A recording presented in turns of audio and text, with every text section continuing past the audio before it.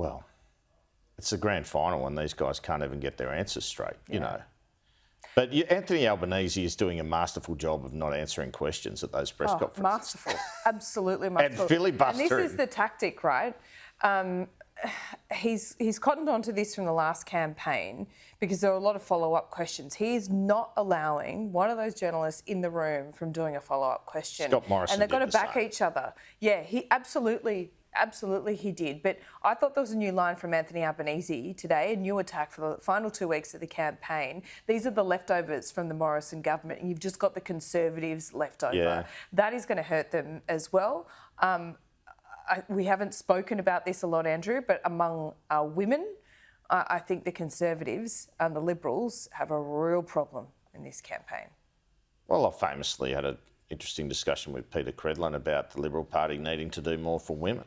And I think it's going to be proven on polling day that the fact that they haven't even had a proper attempt at it will cost them. Yeah.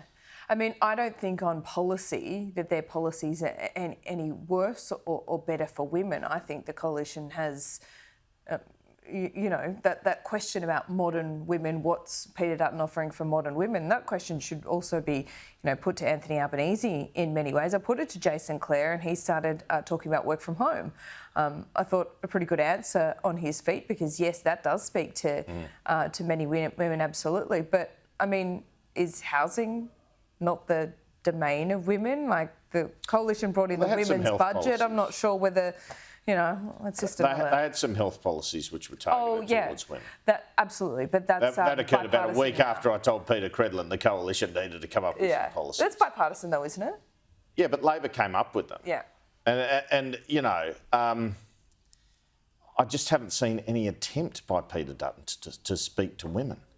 Like to actually, spend a day of the campaign saying this is what we're doing for women. Because, to talk to his weakness.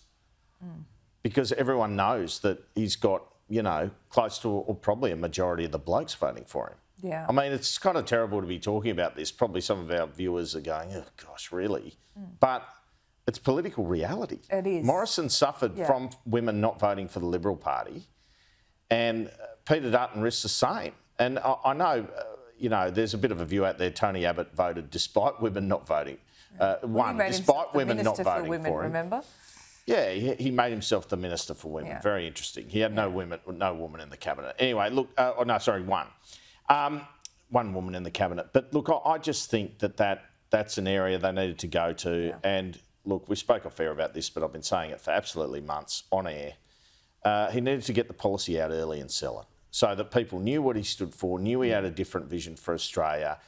His argument seems to be mostly, look, we're better at the economy and national security, so elect us and trust us. Like the interview, I'd like to index bracket creep. I'd like everyone to have a free house.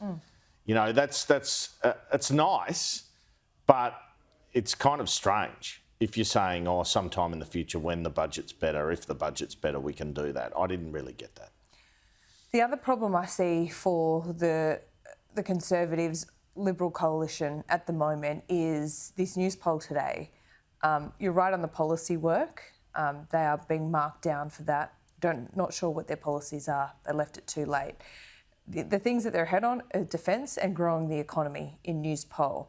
But they are down on issues like who is best placed to deliver lower taxes. I mean, this poll shows that it wasn't a mistake not to match the government in the budget and reply. The other issue they've got, we haven't spoken about that much, is Trumpet of Patriots. This is Clive Palmer's party.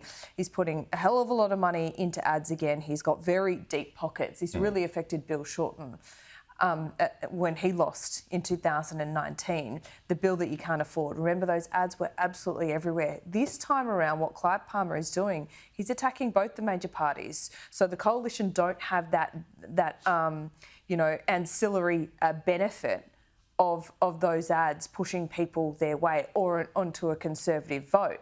And what you've got is Clive Palmer now putting his preferences out. His preferences heels in the seats or independents in the seats where he is running, and then he's putting the incumbent and the incumbent or both major parties at the very last of the ticket. Now, this is something just to keep an eye on election night, surely, because Clive Palmer directed about 3% of those preference votes the Labor Party's way last time, which helped them get over the line.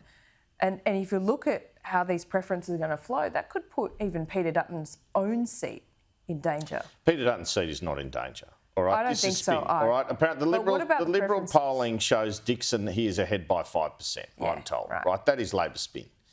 Having said that, in terms of the more general issue, absolutely it's a problem because the Liberal coalition primary is dropping off, and that's probably because they're going to Palmer and Hanson. And I said early in the campaign, he's got the problem, Peter Dutton. He needs people to vote for him who love Trump, and he needs people to vote for him who hate Trump.